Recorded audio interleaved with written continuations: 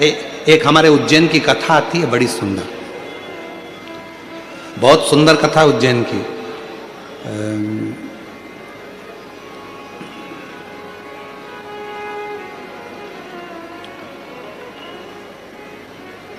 एक शंकर जी का बड़ा भक्त था, खूब भांग घोट के पी लेता था उज्जैनी में, खूब जोरदार।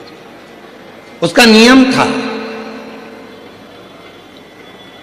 शंकर जी के मंदिर में जाकर शंकर जी को हर हर महादेव कहता था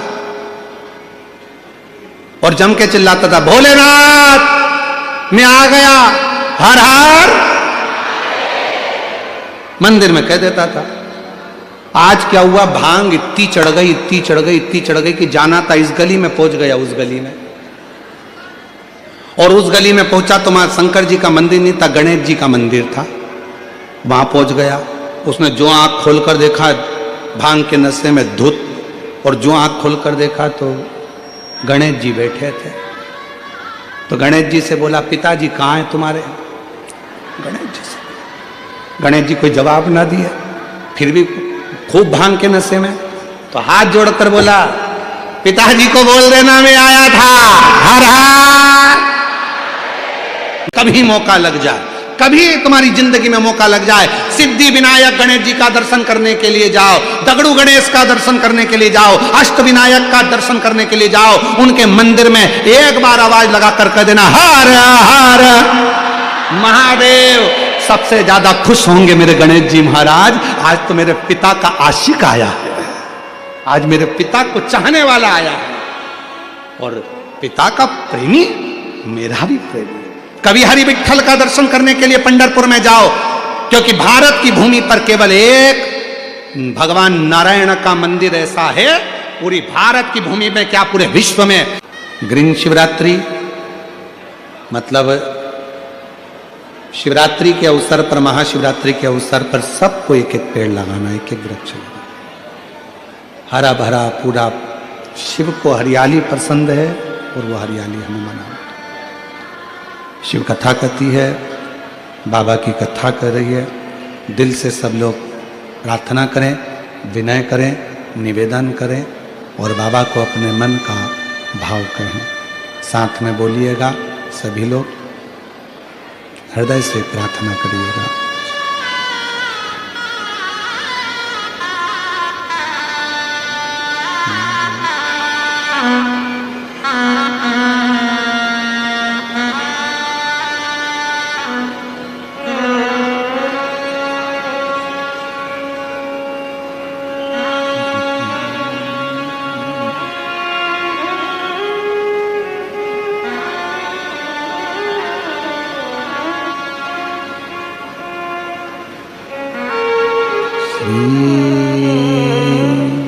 शिवाय नमस्तुभ्यं,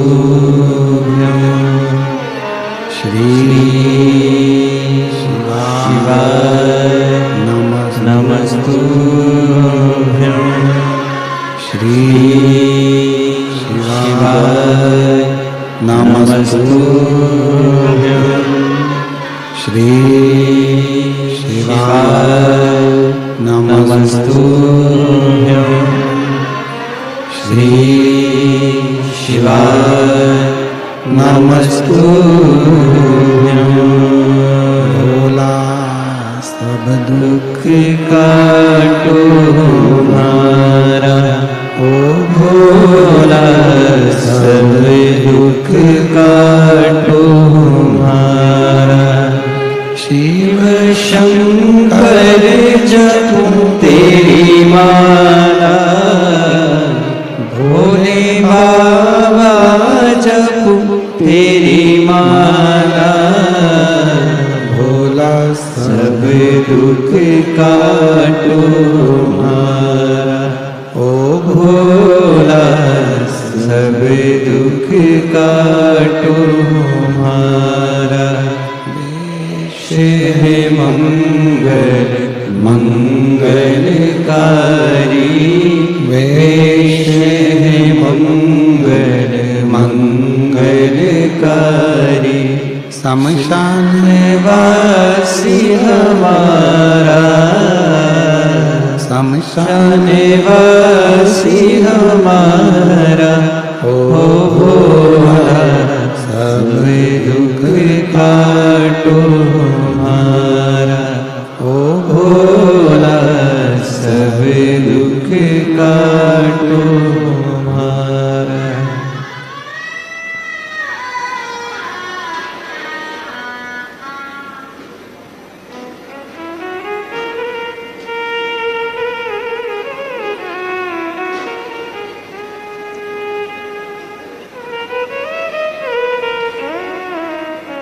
बाबा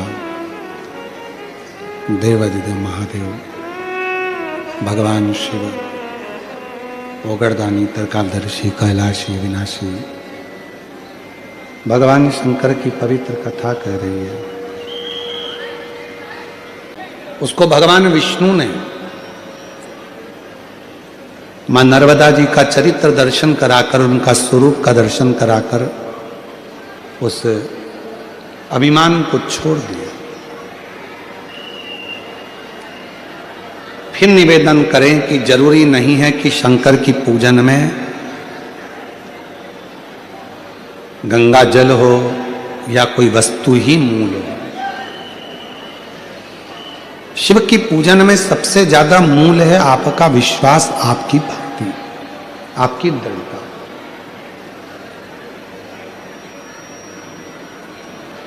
और वो भी केवल भाव का, श्रद्धा का।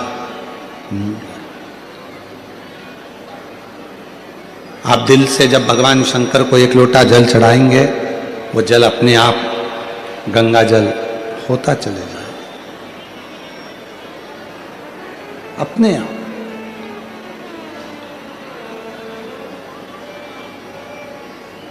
कहते हैं यदि जीवन में अगर कोई बहुत उलझनों में फंस जाए और बहुत बड़ी समस्याओं से जब व्यक्ति घिर जाता है, उसे कोई राह नजर ना आए, तो अपने घर के नजदीक में जो शंकर का मंदिर है, अपने घर के पास में जो शिव का शिवालय है, अपने घर के नजदीक में जो शंकर का मंदिर है, वहां एक लोटा जल चढ़ाना रोज प्रारंभ कर दीजिए। रोज, प्रतिदिन। जब आप रोज एक लोटा जल चढ़ाना प्रारंभ कर देंगे, शिव के मंदिर जाना प्रारंभ कर देंगे, तो समस्या आपकी नहीं रहेगी, वो समस्या आपकी शिव की होगी, शंकर। एक बात आपसे पूछें, एक बच्चा अपनी माता का हाथ पकड़कर या पिता का हाथ पकड़कर बाजार में घूमता है,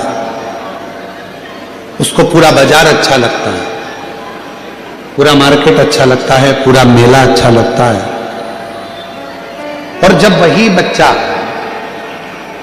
अपने माता पिता का हाथ छोड़ देता है, तो उस बच्चे को वो बाजार, वो मार्केट, वो मेला अच्छा नहीं लगता, वो बाजार अच्छा नहीं लगता, फिर वो मार्केट, वो मेला उसको अच्छा नहीं लगता।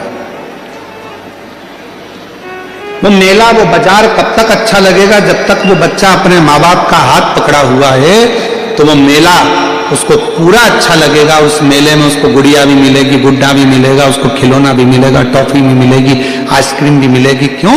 क्योंकि उसका बाप, उसका पिता, उसकी माँ उसके साथ हैं, तो उसको सब कुछ मिलता रहेगा।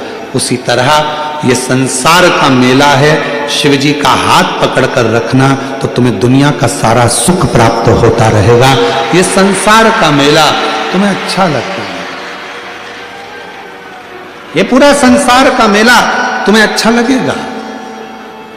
एक चरित्र है राजा भोज का। पृथ्वी के एक ऐसे राजा हुए, राजा भोज। एक माता अहिल्या बाई होलकर और दूसरे राजा भोज, ये दो शंकर के ऐसे उपासक हुए जिन्होंने अपने जीवन में एक काम करा कि शंकर भगवान के मंदिरों का जीर्णोद्धार करवाना और शंकर भगवान के मंदिरों का निर्माण करवाना। मां अहिल्याबाई होलकर जी ने भी शिव मंदिरों के बहुत निर्माण करवाए, बहुत। पर आज खुशी इस बात की है, एलईडी बंद पड़ी हैं, एलईडियां चालू करवाइए।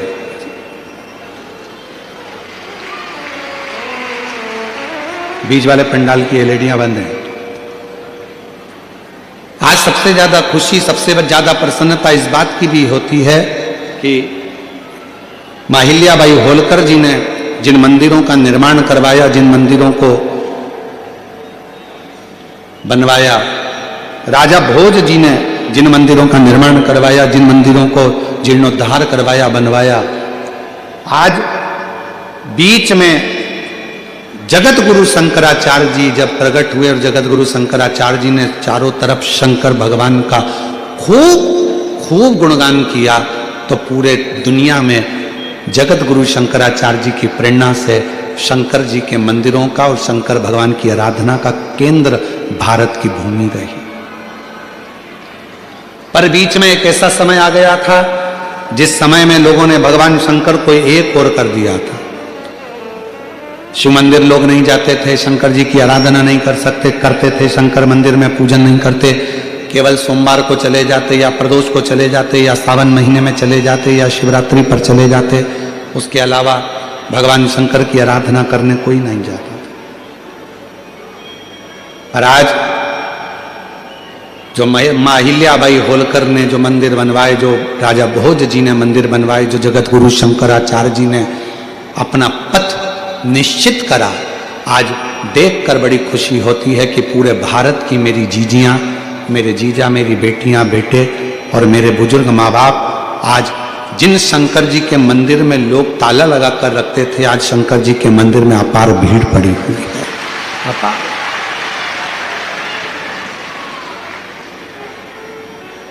भीड़ पड़ी। शिव मंदिर तक लोगों ने जाना प्रारंभ किया और आज लोगों का दुख अपने आप मिटना धीरे धीरे प्रारंभ हुआ। क्यों? अगर मौका मिले तो गीता प्रेस गोरखपुर की शिव महापुराण लेकर आना और अपने घर में बैठकर पढ़ना। उसमें गीता प्रेस गोरखपुर की शिव महापुराण को पढ़कर देखना, तुमरुका जी भगवान शंकर के सम्मुख में, ईश्वर गोरा के सम्मुख में चंचुला देवी के पति को प्रेत योनि से मुक्त होने के लिए शिव महापुराण की कथा कहते हैं।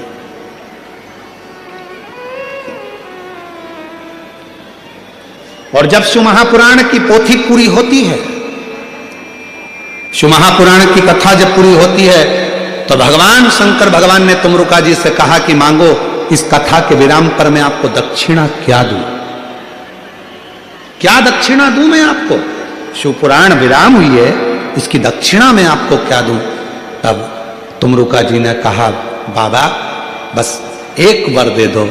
जब कलयुग बढ़े, घोर कलयुग जब बढ़ता चले जाए, चारों तरफ कोई ना कोई तन से दुखी होगा, कोई मन से दुखी होगा, कोई धन से दुखी होगा, कोई बीमारी से, इतनी बीमारियां कलयुग में बढ़ती चली जाएगी, इतनी बीमारियां बढ़ती चली जाएगी।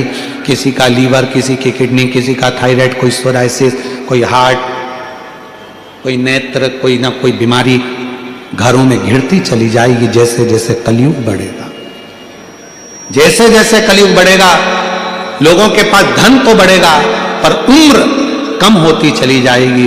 क्यों? क्योंकि बीमारियां घिरती चली जाएगी। किसी को नहीं मालूम पड़ेगा कि जवान से जवान व्यक्ति भी अपने प्राणों को छोड़कर जाने लगेंगे। तब बाबा जब चारों तरफ कलयुग अपना पांव पसारे और बीमारियां लोगों को घेरने लगे, दुख लोगों को घेरने लगे, तकलीफें लोगों को घेरने लगे, तब मेरे बाबा, अगर संसार का कोई मनुष्य शिव महापुराण की कथा में बैठकर कथा श्रवण करना प्रारंभ कर दे, तो उसकी सारी दुख, बीमारी, तकलीफ, कष्ट दूर कर देना।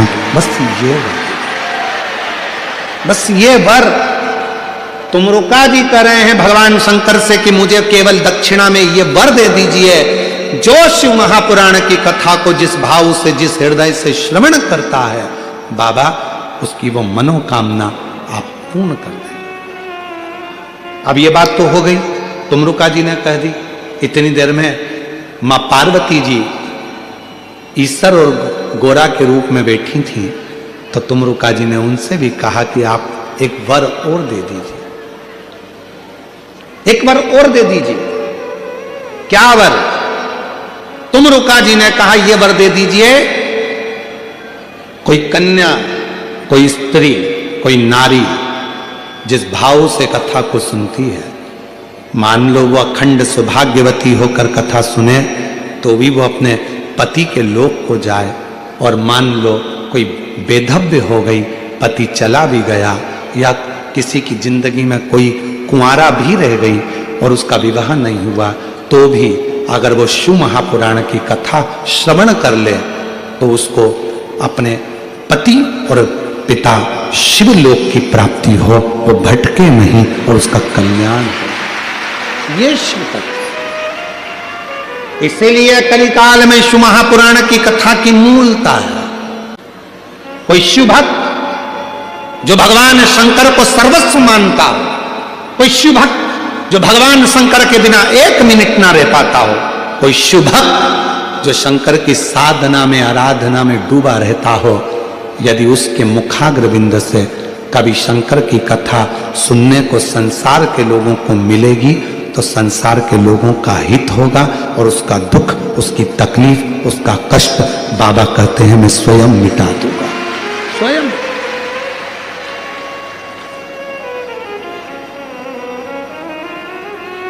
फिर निवेदन करें, भीड़ बढ़ाने के लिए कभी शिव महापुराण की कथा में मत जाओ। बहुत सारी कथाएं जहां लोगों को भीड़ बढ़ाने का शौक होता होगा, बहुत कथाएं लोगों को बहुत शौक है भीड़ बढ़ाने का। शिव महापुराण भीड़ बढ़ाने के लिए मत आना, शिव महापुराण में भाव बढ़ाने के लिए आना कि मुझे शंकर को पाना ही, मेरे अंदर का भाव। भीड़ बढ़ाने के लिए नहीं। भीड़ देख देख के तो मुंबई वाले टेंशन में है।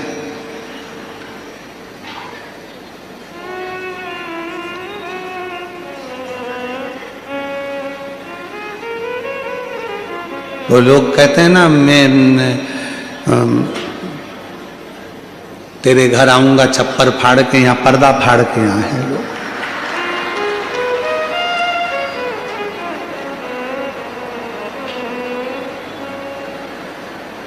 पर्दा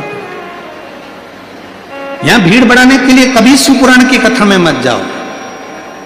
शिव महापुराण की कथा में तब जाना जब तुम्हारा मन कर जाए कि मैं जाकर बैठूंगी और मेरा शंकर मेरा दुख मिटाएगा, तो समझ लेना कि शिव दुख मिटाएगा, तो जाओ, वरना मत जाओ। क्यों टाइम बर्बाद करते हो अपना अपना? मुंबई जैसे शहर में रहकर अपना समय बर्बाद मत करो। अगर दिल कर जाए कि मैं कथा में जाऊंगी और मेरा बाप, मेरा शंकर, मेरा शिव 3 महीने में मेरा दुख काटेगा, तो वो काटेगा ही। इतना विश्वास लेकर जाना, इतना विश्वास लेकर जाना तो कथा में जाओ, वरना अपने अपने घर में भले काय को फालतू का टाइम बर्बाद करो और इतनी भीड़ लगाकर फालतू का चिंता, जजमान को भी टेंशन दो, कहाँ बैठेंगे कहाँ बैठेंगे कहाँ बैठेंगे। मैं उस पंडाल में जब बैठूंगी तो मेरा बाबा खुशियों से मेरी झोली भर देगा, तो वो भरोसा निश्चित है। क्यों? भीड़ से नहीं, भाव से शिव मिलेगा, भीड़ से नहीं। क्यों पड़े लोग ये गाड़ियों पर चढ़ चढ़ के बैठे हैं, कोई पीछे, कई कई तो बाउंड्री के पार हैं। वो क्या तुम्हारे यहाँ क्रिकेट होता है ना, लगा शिक्षा, वो बाउंड्री के पार, कई बाउंड्री के पार, कोई दिख ही नहीं रहा। सियोर वाला महाराज तो दिखा ही नहीं, उनको मिला ही नहीं। पर भाव। और मेरी जीजियों, एसडीएम, यहाँ के सारे एक एक अधिकारियों को साधुवाद देता हूं कि आपने इस कथा को बहुत सुचारू रूप से सजाया, बहुत सुचारू। ये सरल नहीं है कथा, इसको संजो दिया, संजो संभाल जाओ शिव के करीब में, शंकर भगवान को पाने के लिए जाओ। खूब सुंदर सुंदर मंदिर राजा भोज ने बनवाए, जैसे मां अहिल्याबाई होलकर जी ने बनवाए।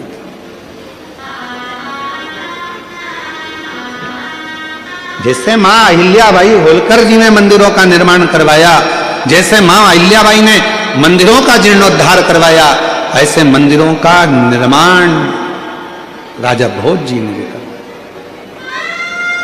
राजा भोज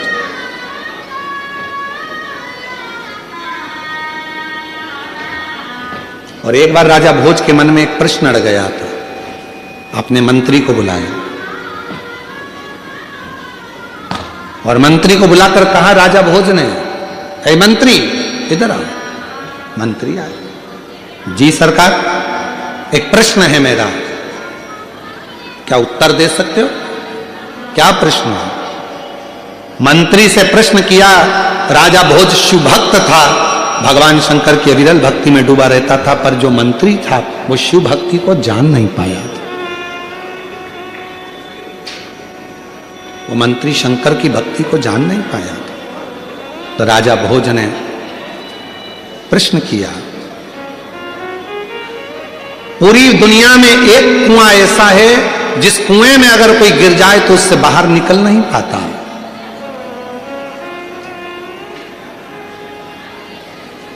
वो कौन सा कुआं है जिस कुएं में अगर कोई गिर गया तो वो निकलकर बाहर कभी नहीं आ सका? बोलो। राजा भोज ने कहा, मंत्री बताओ, पूरी पृथ्वी पर वो कौन सा, क्योंकि वो मंत्री, उसका मन शिव में नहीं था, उसका मन भगवान की भक्ति में नहीं लग पाया था, इसलिए प्रश्न राजा भोज ने अपने मंत्री से कहा, ए मंत्री बताओ, दुनिया में वो कौन सा कुआं है जिस कुएं में अगर कोई गिर जाए तो निकलकर कभी बाहर नहीं आ सकता? उस कुएं का नाम बताओ। मंत्री ने कहा, महाराज वो कुआं तो मुझे याद नहीं है, पर मैं कुछ दिन में इसका उत्तर दे दूंगा। राजा भोज ने कहा, मुझे उस कुएं का नाम 7 दिन के अंदर चाहिए। अगर वो कुएं का नाम 7 दिन में नहीं मिला मंत्री, तो तुम्हारे पास में जितना वैभव दिया है, जितना धन दिया है, जितनी संपदा दी है, जितने सामान दिया है, सब ले लिया जाएगा और तुम्हें मृत्युदंड दे दिया जाएगा। मंत्री नींद उड़ गई, रात दिन उस कुएं की खोज करने लगा कि वो कुआं कौन सा है जिस कुएं में व्यक्ति गिर जाए तो कभी निकल कर बाहर नहीं आ सकता। वो कुआं है कौन सा? और मंत्री ने सोचा, अब ये उत्तर मिलता नहीं है, इससे तो अच्छा मैं मर जाऊं तो ठीक है।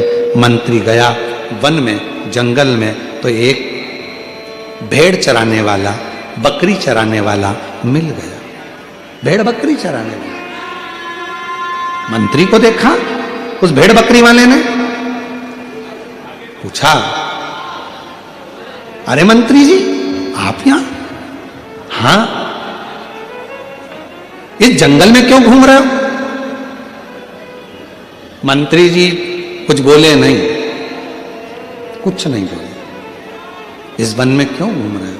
कुछ। भगवान में इतना ज्ञानी, में इतना वैभववान, और ये बकरी चराने वाले से, भेड़ चराने वाले से मुंह मिलाऊंगा?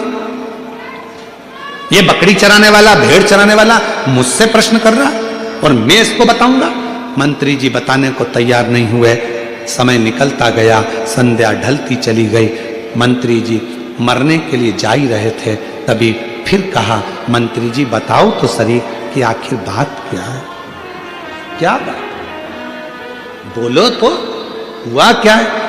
तब मंत्री जी ने कहा कि राजा भोज ने एक प्रश्न दिया है, संसार में वो कुआं कौन सा है जिस कुएं से कोई जीवित कभी बाहर नहीं निकला, कोई निकल ही नहीं पाया, ना जिंदा ना मरा, उस कुएं से निकला ही नहीं। उस कुएं का नाम बताना है, और अगर नहीं बताऊंगा तो मेरा राज, मेरा धन, मेरा वैभव, मेरा सब कुछ वो राजा ले लेगा। इतनी सी बात, तो ले लेने दे राजा को धन, ले लेने दे राजा को बंगला, ले लेने तो राजा को संपदा, छोड़ दो। अरे क्यों राजा के पास जाते हो? मेरे पास रहो, मेरे पास ऐसी पारस मणि रखी है, वो पारस मणि मैं तुमको दे दूंगा। उस पारस मणि को तुम जिससे छुओगे सोना बन जाएगा, राजा की जरूरत ही नहीं पड़ेगी। मंत्री ने मन में सोचा, गजब की बात कह दी इस बकरी चराने वाले ने, गजब की बात।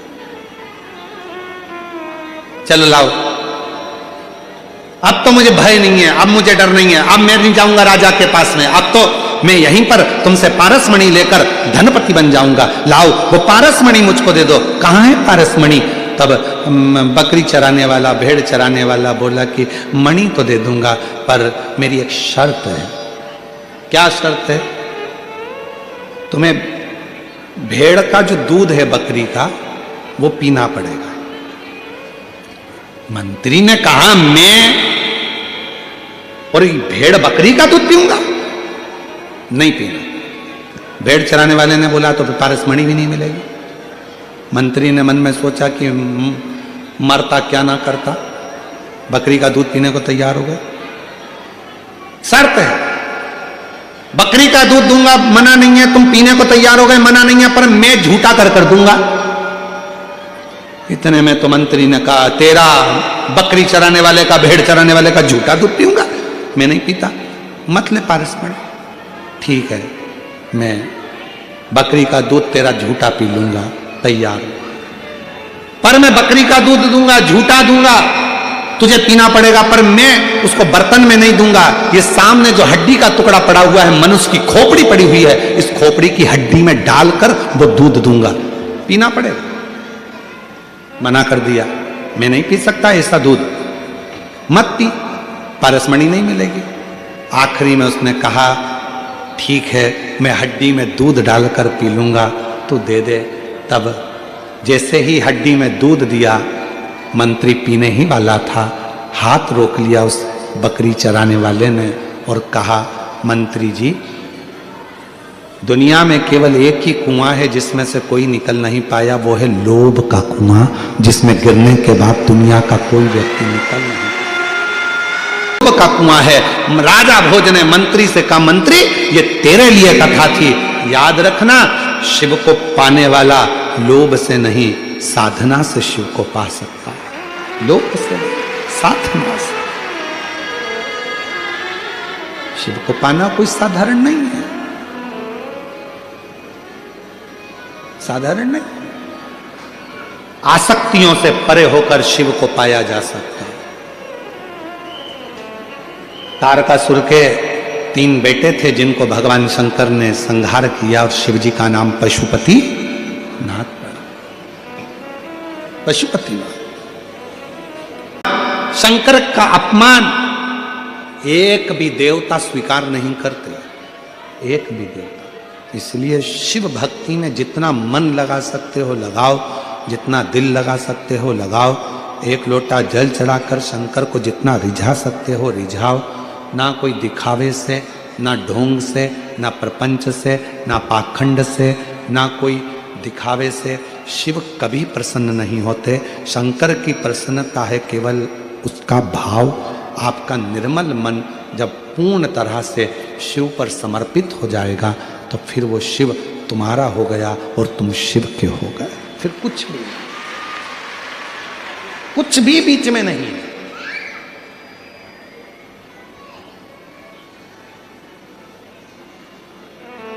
महाराज, समय आया,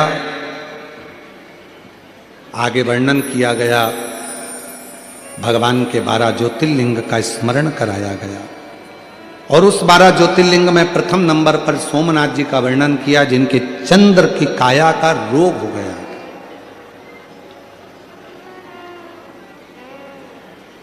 श्रापित हो गए थे चंद्र, काया का रोग हो गया था। और फिर निवेदन करूं आप सबसे,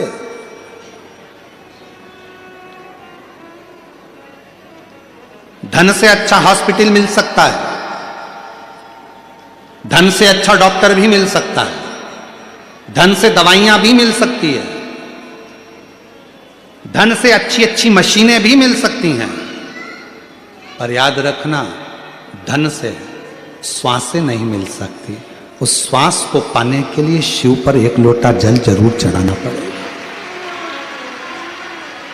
अंत समय प्रभु आना पड़ेगा, वचन दिया तो निभाना पड़ेगा।